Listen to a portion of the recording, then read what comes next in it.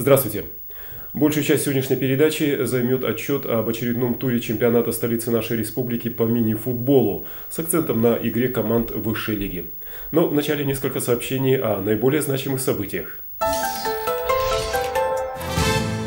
Здравствуйте.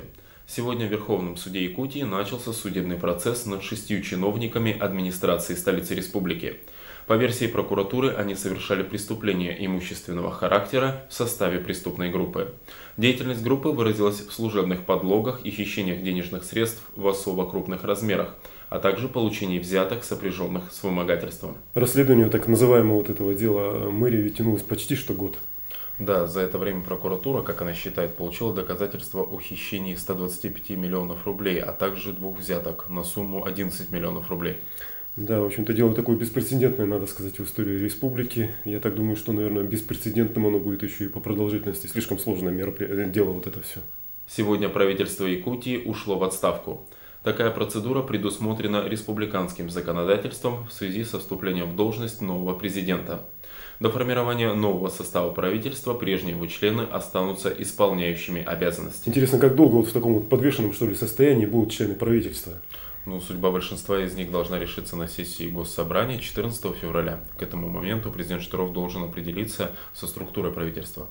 На фестивале ледовой скульптуры в Финляндии наши мастера Федор Марков и Михаил Слепцов стали вторыми призерами. Победители конкурса – мастера из Монголии.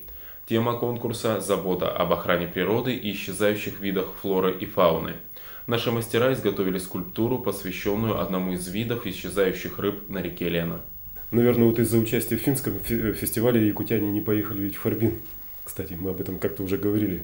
Да, мы уже обсуждали это. Видимо, было решено, что у них достаточно сил для участия в 2 конкурсах сразу. И, наверное, вот отдали предпочтение именно финскому, а не харбинскому фестивалям, наверное, из-за того, что нужно как бы укреплять отношения между Чисханом и Санта-Клаусом. Родина-то Санта-Клауса как раз ведь в Финляндии находится. Так ведь еще и съездили неплохо. Якутская команда ведь представляла Россию в целом и получила приз зрительских симпатий.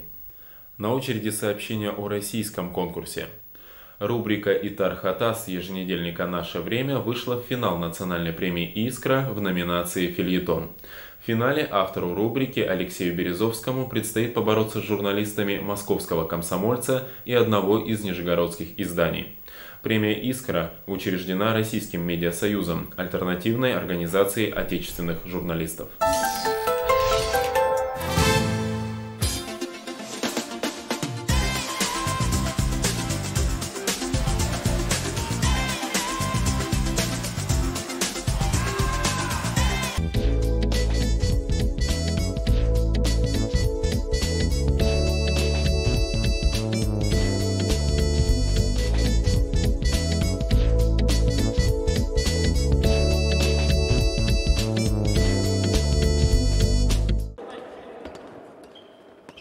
Остановимся более подробно на встрече команд лидеров высшей лиги Ирбис-99 и ШВСМ. Мы с вами увидим все 10 голов этого матча.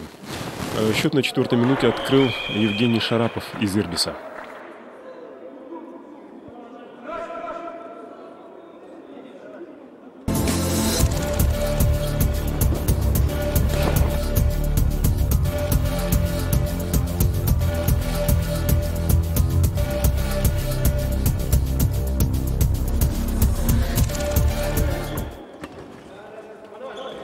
Через 5 минут форвард ШВСМ Антон Кусов очень неаккуратно сыграл против 27-го номера Ирбиса Шибаева, и тот со штрафного наказал обидчика 2-м голом.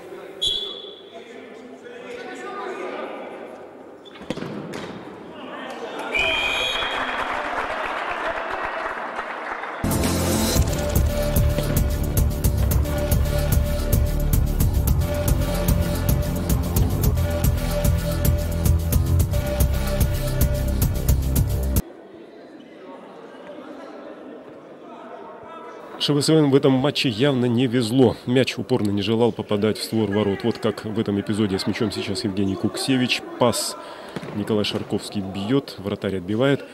ШВСМ повторяет атаку, но тут положение Ирбиса спасает штанга. Зато Евгению Шарапову из Ирбиса ворота ШВСМ покорились.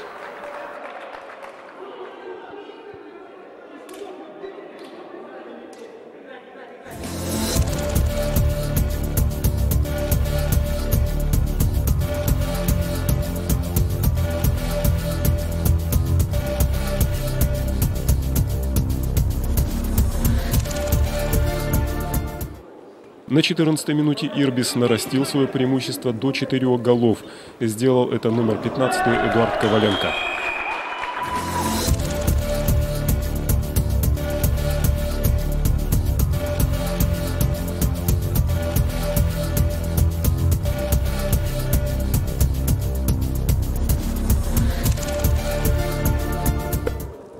ШВСМ сумела размочить, что называется, счет только на 22-й минуте первого тайма. Сделал это со свободного Антон Кусов. Это, надо сказать, 15-й гол в активе Антона в этом чемпионате. Он сохраняет за собой роль лидера по числу забитых голов.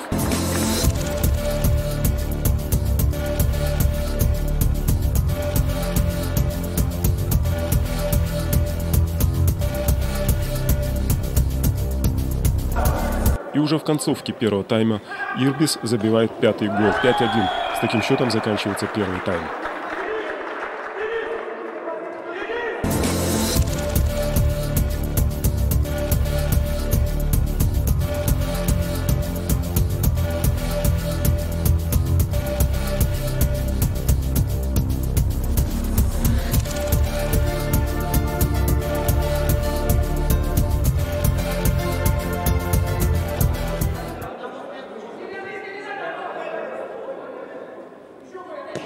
Второй тайм также был за Ирбисом. Уже на 3-й минуте номеру 8 Алексею Филиппову удалось увеличить разрыв.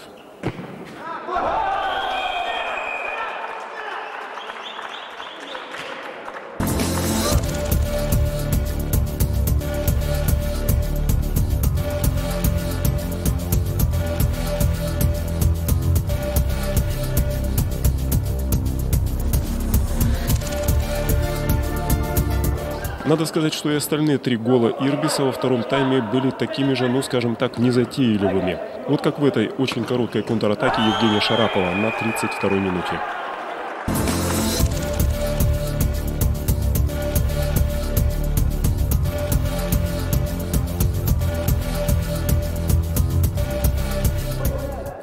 За 5 минут до конца матча ШВСМ оказалась в меньшинстве после удаления за грубость одного из футболистов. Ну, надо сказать, что большую часть штрафного времени ШВСМ контролировала мяч, но, правда, вот не в этом эпизоде небрежного паса Евгения Куксевича.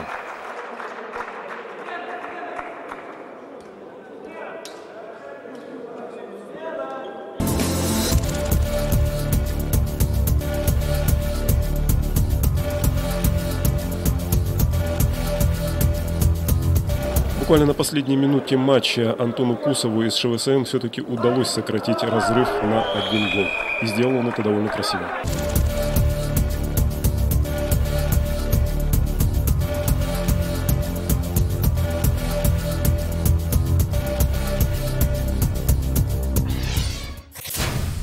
Ну что же, Антон Кусов теперь уже с 16 мячами в личном активе возглавляет список бомбардиров этого турнира.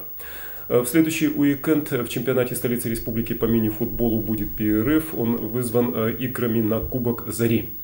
3 дня сильнейшие клубы, мини-футбольные клубы нашей республики будут бороться в спорткомплексе 50 лет Победы за этот почетный трофей. На сегодня все. До свидания.